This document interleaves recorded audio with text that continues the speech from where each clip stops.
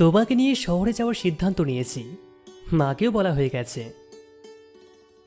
আমার পায়ে আলতা পরিয়ে দেওয়া শেষে কথাটা বললেন ধ্রুব। নিজের পায়ের থেকে দৃষ্টি সরিয়ে ওনার দিকে তাকালাম আমি। ওনার অপলক দৃষ্টি আমাকেই অবলোকন করতে ব্যস্ত। আমি মিহি কণ্ঠে জিজ্ঞেস করলাম, হঠাৎ এই সিদ্ধান্ত? ধ্রুব সরল কণ্ঠে বলে উঠলেন, ভর্তি পরীক্ষার আর বেশি দেরি নেই। ওনার কথা শুনে পলক ফেলে মেঝেতে তাকালাম আমি। ফের দৃষ্টি উঠিয়ে ওনার দিকে তাকিয়ে প্রশ্ন করলাম, কবে যাচ্ছি আমরা শহরে? পরশু। কালকে একটা কাজ আছে, সেটা সম্পন্ন করেই যাব। আমি কি কাজ বলে জিজ্ঞাসা করলেও সেটা বলতে নাকচ করলেন উনি। বললেন, যখন করব দেখতে পাবে। আমি ভ্রু কুঁচকে রইলাম, কিন্তু আর জিজ্ঞেস করলাম না কি কাজ। অপেক্ষায় রইলাম তা সচক্ষে দেখার। পরদিন ধ্রুব এক আশ্চর্য কাজ করলেন। শশীকে বিশেষভাবে আমন্ত্রণ দিয়ে এলেন সপরিবারে। আমি শুধু ভ্রু কুঁচকে লোকটার কর্মকাণ্ড দেখছিলাম। বিশাল ভোজ আয়োজন হলো সেদিন। রান্নাঘর থেকে সুস্বাদু সব রান্নার ঘ্রাণে ভরে উঠল বসার ঘর। আমি বাদে সকলের চেহারায় আজ খুশির ঝলক দেখতে পাচ্ছিলাম। কিন্তু হঠাৎ এভাবে শশীকে আমন্ত্রণের হেতু বোধগম্য হলো না আমার। আমি এ ব্যাপারে ভাবতে ভাবতে উপস্থিত হলাম রায়ের কক্ষে। কালকে থেকে এই কক্ষ থেকে বের হয়নি রায়। পরিচারিকাদের আদেশ দেওয়া হয়েছিল যেন খাবার এবং যা কিছু প্রয়োজন তা রায়ের কক্ষে পৌঁছে দেওয়া হয়। আমি দরজায় ঠকঠক করে আওয়াজ করতেই ক্ষণকাল পরে রায়ের রুগ্ন গলার স্বর ভেসে আসলো, এসো। ভেতরে প্রবেশ করতে করতে আমি প্রশ্ন করলাম, তুমি কি করে জেনে যাও যে এটা আমি? শুকনো মুখে মলিন হেসে জবাব দিল রায়, তুমি বাদে তো আর কার দরকার থাকতে পারে এই ঘরে? বিছানায় হেলান দিয়ে আধশোয়া হয়ে থাকা রায়ের দিকে পূর্ণ দৃষ্টি মেলে তাকালাম আমি। পরনের হালকা বেগুনি রঙের শাড়িটা কিছুটা মলিন ঠেকছে।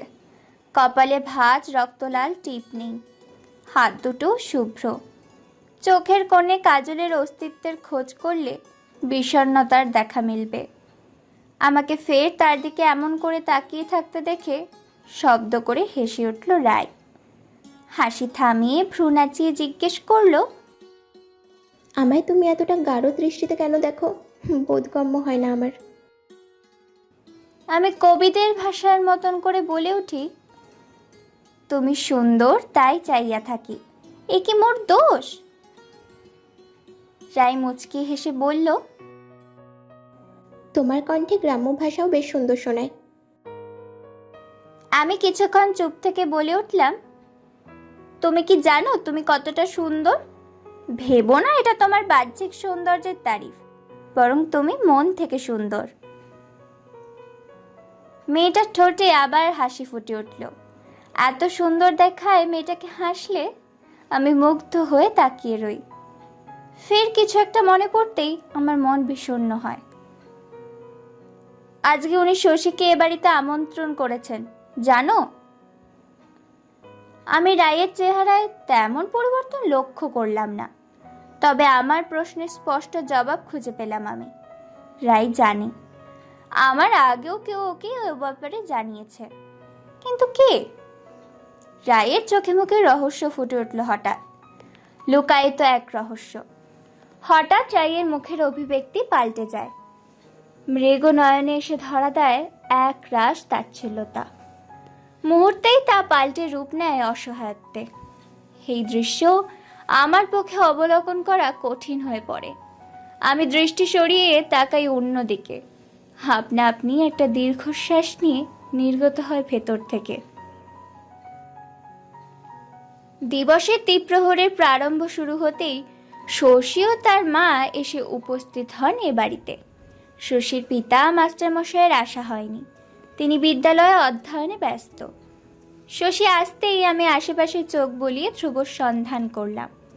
লোকটা নেই আশেপাশে কোথাও। লোকটার এই কাজে অবশ্য আমি প্রসন্ন ছিলাম না। একে তো উনি কালকে বলেননি কি কাজ বাকি আছে ওনার, তারপর আজকে আবার শশীকে বিশেষভাবে আমন্ত্রণের মানে আমার বোধগম্য হচ্ছে না। আমার চিন্তার মাঝেই বসার ঘরে উপস্থিত হন ধ্রুব। আমি এক পলক সেদিকে তাকিয়ে দৃষ্টি সরিয়ে নিই।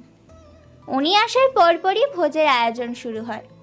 দুপুরের আহারের পর্ব সমাপ্ত হতেই ধ্রুব সকলের সামনে একটা ঘোষণা দেন। উনি খুব জরুরি ব্যাপারে আলোচনা করবেন এখন।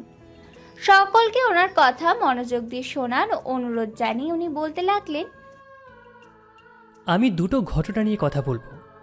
একটা বহু আগে ঘটে যাওয়া ঘটনা, আর কথাটা বলে উনি আমার দিকে তাকান। আমি তখন সকলের পিছনে কাজুমাজু হয়ে দাঁড়িয়ে। ধ্রুব আমার থেকে দৃষ্টি সরিয়ে বলে ওঠেন, কালকের আগের দিন ঘটে যাওয়া ঘটনা। আপনারা কেউ আন্দাজ করতে পারছেন আমি কোন ব্যাপারের কথা বলতে চলেছি? প্রশ্নটা ধ্রুব সকলের দিকে তাকান। বসার ঘরে তখন বাড়ির সকলে উপস্থিত। পরপর সাজানো কাঠের 3টি চেয়ারে বসে আছেন বাড়ির 3 পুরুষ, ধ্রুব, শুভ আর কাকামশাই। কিন্তু এই ঘটনাগুলো আলোচনা করার আগে এখানে একজনের উপস্থিতি হওয়াটা খুবই প্রয়োজন। ধ্রুবের কথা মাথা মুন্ডু বোধহয় তখনও কারোর বোধগম্য হচ্ছিল না, যতক্ষণ না বসার ঘরে সেদিনের সেই অচেনা পালোয়ান দেখতে লোকটা এসে উপস্থিত হয়। তাকে 2জন লোক ধরে নিয়ে এসেছে। লোকটা আমার চোখের সামনে আসতেই আমি অন্যদিকে দৃষ্টি ফেরালাম। এই লোকটাকে এখানে কেন আনা হয়েছে ধ্রুব? সুবোধ দেবনাথ প্রচণ্ড ক্ষেপে গিয়ে প্রশ্নটা করেন। যে লোক বাড়ির সম্মানে হাত দিয়েছিল তাকে এভাবে বাড়িতে কেউ আশাই করেনি। কিন্তু শশী হঠাৎ আতঙ্কিত হয়ে পড়ল। বারবার চোখের ইশারায় তাকালো শুভর দিকে। তাকে দেখেও বোঝা যাচ্ছে এমন কিছু একদমই আশা করেনি সে। কেন আনা হয়েছে সেটা এক্ষুনি বলছি কাকাবাবু। কথাটা বলে ধ্রুব অচেনা সেই লোকটার দিকে তাকিয়ে বলে উঠল, এখানে উপস্থিত আমরা কেউই লোকটাকে চিনি না, তাই তো? এরকম চরিত্রহীন লোকের কেবল চরিত্রহীনরাই চিনা থাকে। ভিড়ের মাঝে থেকে মেজ কাকিমার কথাটা কানে বাজলো সবার। আমি চোখ খিচে বন্ধ করে নিলাম। অসাড় হয়ে এলো আমার দেহ মন। ধ্রুবর কি প্রতিক্রিয়া হলো জানা নেই, তবে একটা প্রতিবাদী নারীকণ্ঠ বলে উঠল, চরিত্রদের সাথে একমাত্র চরিত্রহীনদেরই সম্পর্ক থাকে। এই কথাটা কিন্তু আপনি ঠিকই বলেছেন মামিমা। তবে একটা বিষয় আপনার ভুল হয়ে গেল। উদ্দেশ্য অন্য কেউ হলে আপনার কথার বিপরীতে করতালি দিয়ে উঠতাম আমি।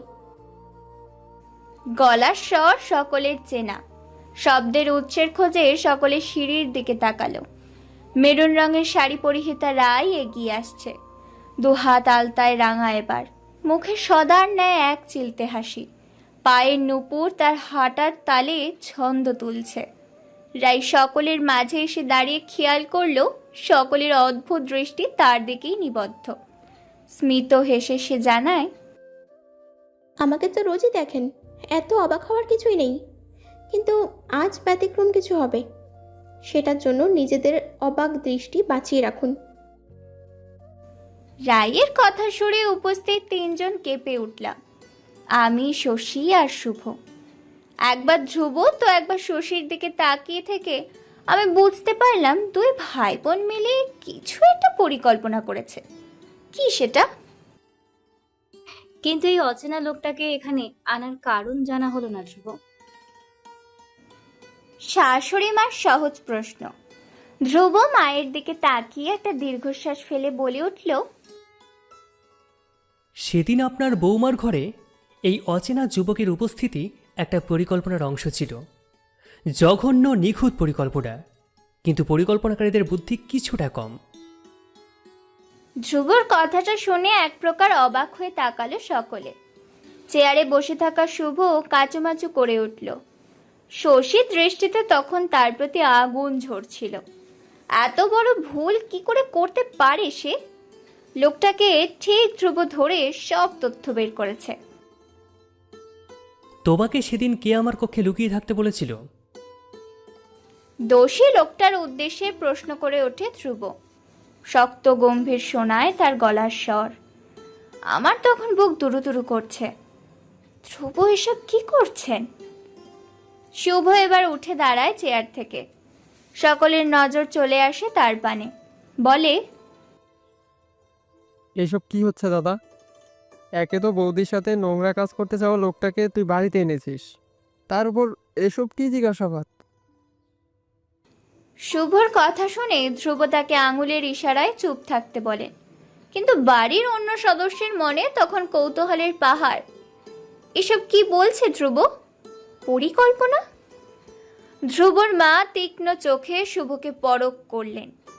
তারপর লোকটার উদ্দেশ্যে আদেশের স্বরে বলে উঠলেন, তোমাকে কিছু প্রশ্ন করা হয়েছে, উত্তর দাও। লোকটার সময় নিয়ে অকপটে জবাব দেয়। সেদিন ধ্রুববাবুর কক্ষে আমাকে লুকিয়ে থাকতে বলার জন্য আমার ডেরায় দুজন এসেছিল, একজন মেয়ে আর একজন পুরুষ। কথাটা বলে লোকটা শুভর দিকে আঙুল তাক করে। সকলে বড় বড় চোখ করে তাকায়। শুভর চোখে মুখে তখন অন্ধকার, যেন এমন পরিস্থিতিতে পড়বে এটা সে কসমিন কালেও ভাবেনি ভেবেই বোধহয় এমনটা হলো। লোকটা দ্বিতীয়বার আঙুল তাক করলো শশীর দিকে। শশী তখন মাথা নত করে চোখ বুজে আছে। ধ্রুব সবটা জেনে গেছে এটা তার বিশ্বাস হচ্ছিল না, কিংবা বুকের ভেতর আসন্ন ঝড়ের পূর্বাভাস ছিল। জমিদার বাড়ির সকলে যখন বিস্ময় নিয়ে একে অপরের পানে তাকাচ্ছে, তখন শশীর মা তারা দেবী আক্রোশ নিয়ে বলে ওঠে, এইসব কি কইতেছ ধ্রুব? আমার মায়েরা নামে এত অপবাদ! এই অপবাদ দিবা বইলাই কি ডাইকা আনা ভোজ খাওয়াইলা? ধ্রুব ওনার শান্ত দৃষ্টি মেলে ওনার পানে তাকায়, বলে, যা সত্য তার নাম অপবাদ হতে পারে না। আপনার মেয়ে জঘন্য পরিকল্পনার রচয়িতা ছিল, আর তার সাথ দিয়েছিল আমার কাকাতো ভাই শুভ। শশী তখনও মাথা নত করে দাঁড়িয়ে। মেজ কাকি এবার প্রশ্ন ছড়ে ওনার পানে। এই লোকটা এইটা বললো আর আমরা বিশ্বাস করবো? ধ্রুব, তোমার কি ক্ষতি করেছে আমার ছেলে, যার জন্য এমন অপবাদ দিচ্ছ? আমরা তো ভাবতাম ধ্রুব মিথ্যা অপবাদ কয় না, এখন তো দেখি সরাসরি মিথ্যা অপবাদ দিতাছে। আমি কারোর নামে মিথ্যা অপবাদ দিচ্ছি না কাকিমণি, আর না কাউকে হেনস্থা করছি। আমার উদ্দেশ্য যাদের হেনস্থা করা হয়েছে তাদের ন্যায় বিচার দেওয়া। এই বেচারি রায়টি, ওর নামে পুরো মিথ্যা একটা রটনা রটে আছে পুরো গ্রাম জুড়ে। আপনারা সেটা সত্য মিথ্যা যাচাই না করেই ওকে অল্প বয়সে জোর করে বেরিয়েছেন। কোনোদিন জানার চেষ্টাও করেননি আসলে বেচারি সত্য বলছে নাকি মিথ্যে। বিয়ে হলো, বিধবা হলো, এখনো অবধি সেই কলঙ্ক ও সাথে নিয়ে ঘুরছে। কথা বলতে বলতে ধ্রুবর গলার স্বর ক্রমশ কঠোর হতে লাগলো। স্তব্ধ ঘরে প্রতিফলিত হলো তার রুদ্র কণ্ঠ। খুব সত্যবাদী যুধিষ্ঠির সাধ্য তুমি, তাই তো? অথচ পুরো বাড়ির লোকেদের এতদিন একটা মিথ্যে জানিয়ে এসেছ। সেবেলা তুমি নির্বাণীকে ভালোবেসে বিয়ে করেছ? করনি। তুমি ওর সম্মান বাঁচানোর জন্য বিয়ে করেছ, না হলে লগ্নভ্রষ্ট হয়ে যেত যে। শুভর কথায় আরেক দফায় চমকে ওঠে সকলে। আমি বিস্ময় নিয়ে তাকাই শুভর পানে। এই কথা সে জানলো কি করে? তার তো জানার কথা নয়। এই কথা তো আমি কেবল রায়কেই বলেছিলাম। তবে কি রায় বলেছে তাকে? এমনটা তো হওয়ার কথা না। ধ্রুব সরু চোখে তাকায় শুভর পানে, বলে, আমার মিথ্যাতে কারো জান কারো সম্মান যায়নি শুভ, কারোর কোনো ক্ষতিও হয়নি। ক্ষতি হয়নি? শশীদের সুখ কেড়ে নেয়নি এই মেয়ে? ধ্রুবর কণ্ঠে অবাক মিশিয়ে বলে, ও কারোর সুখ কারোর সংসার কেড়ে নেয়নি। আমি ওকে বিয়ে করেছি। আমি ওর বাড়ির লোকের কাছে বিয়ের প্রস্তাব দিয়েছি। নির্বাণীর এক ফোঁটাও দোষ নেই এখানে। যদি কোনো দোষ থেকে থাকে তবে সেটা শুধুমাত্র আমার। আমি একজনকে বিয়ের আশা দেখিয়ে অন্যজনের সম্মান রক্ষায় বিয়ে করেছি। তাহলে তোদের ক্ষোভ কেন ওর উপরে এসে পড়বে? এতটুকু বলে ধ্রুব শশীর পানে তাকিয়ে প্রশ্ন করল, এমনটা কেন করলে শশী? রায়ের কলঙ্ক, নির্বাণীর বদনামের জঘন্য পরিকল্পনা কেন? এবার নিজের সমস্ত ধৈর্য থেকে বেরিয়ে শশী এক প্রকার চিৎকার করে বলে উঠল, কারণ আমি তোমাকে ভালোবাসতাম, কারণ আমি তোমার স্ত্রী হওয়ার স্বপ্ন দেখেছিলাম। কথাটা বলে শব্দ করে কেঁদে উঠল শশী। বসার ঘরের প্রতিটি দেওয়ালে এখন কেবল তার কান্নার আওয়াজ। হ্যাঁ, আমিই করিয়েছি রায়ের বদনাম, ওর নামে মিথ্যে খবর আমিই ছড়িয়েছি।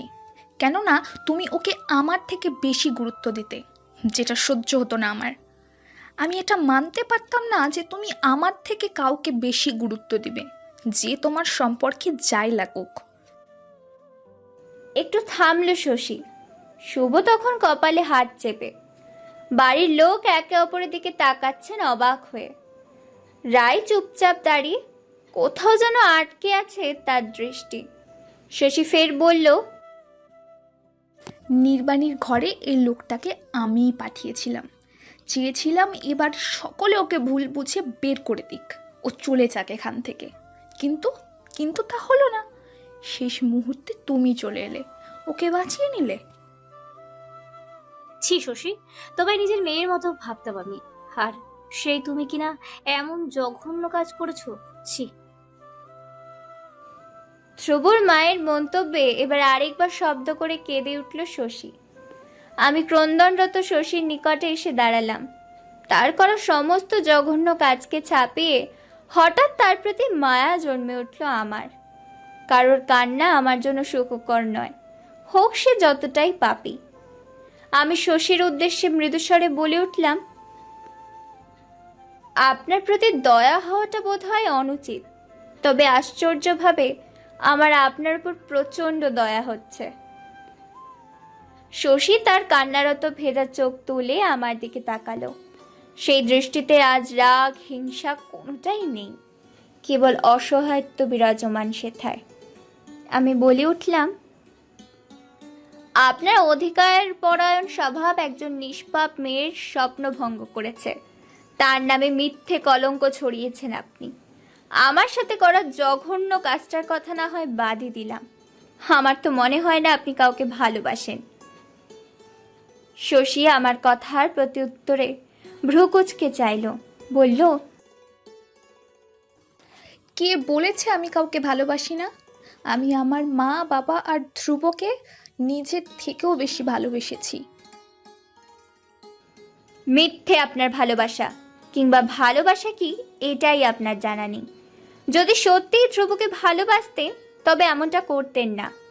এমন কোনো কিছু করতেন না যার জন্য আপনাকে চিরদিনের জন্য ভালোবাসার মানুষের কাছে নিচু হতে হয়।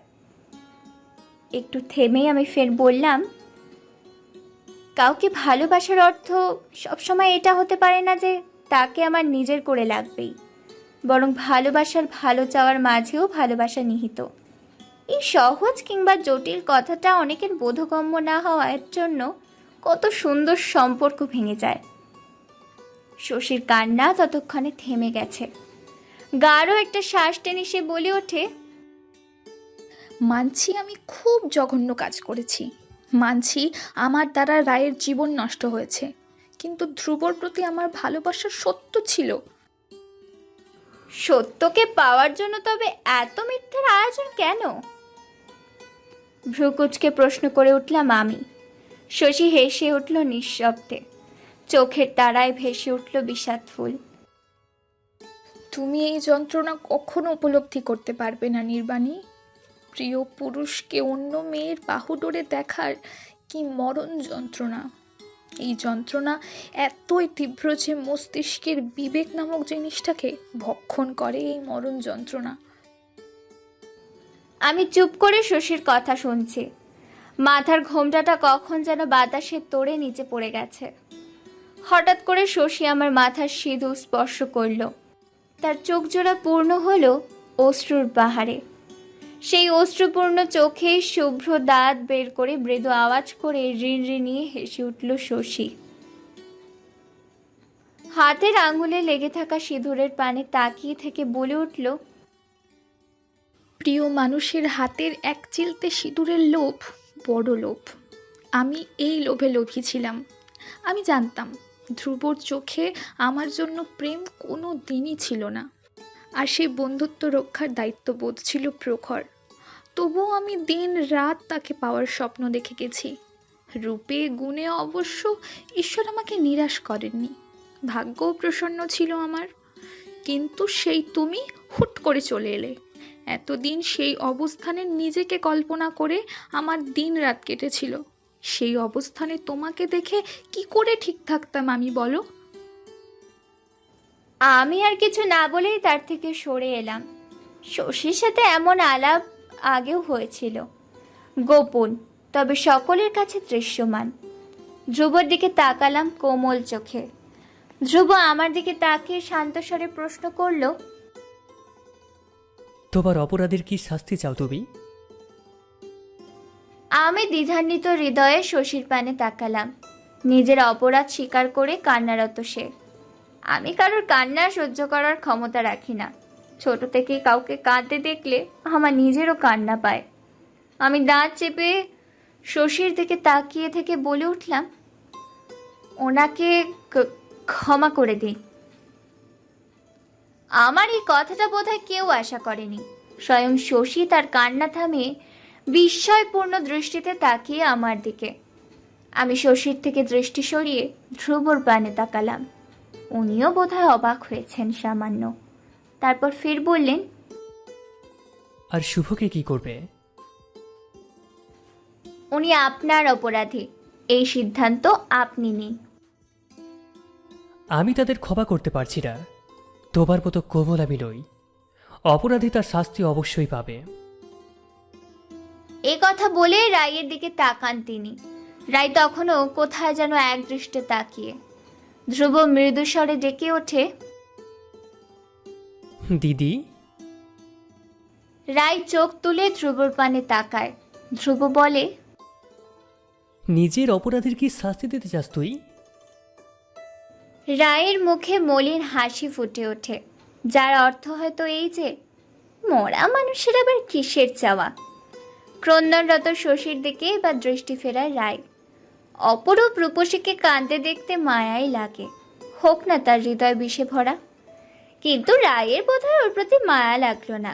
সে শশীর দিকে কঠোর চোখে তাকিয়ে আছে। বাড়ির সকলের মুখে তখন কঠোর নীরবতা। একদিনে এত ধকল তাদের কুলাচ্ছে না। বয়স্ক তো, অথচ এই বয়স্কদের করা কটু বাক্যে কত প্রাণ আজও জীবিত। রায় শশীর দিকে তাকিয়ে বলে উঠল, আমি নির্বাণী নই যে আমি ওকে ক্ষমা করে দেব। শুধু এইটুকু চাইবো যে জমিদার বাড়ির ভিটেতে শশী নামক কাল সর্পণীর ছায়া যেন কখনো না পড়ে। ও যেন গ্রামবাসী সকলের কাছে এই বলে ক্ষমা চায় যে জমিদার বাড়ির মেয়ে রাই কোনো দিন কোনো বাজে কাজ করেনি, সবটাই ছিল তার প্ররোচনা। আর অধিকার পরায়ণতার বিষাক্ত ছোবল পেরেছে আমার ওপর।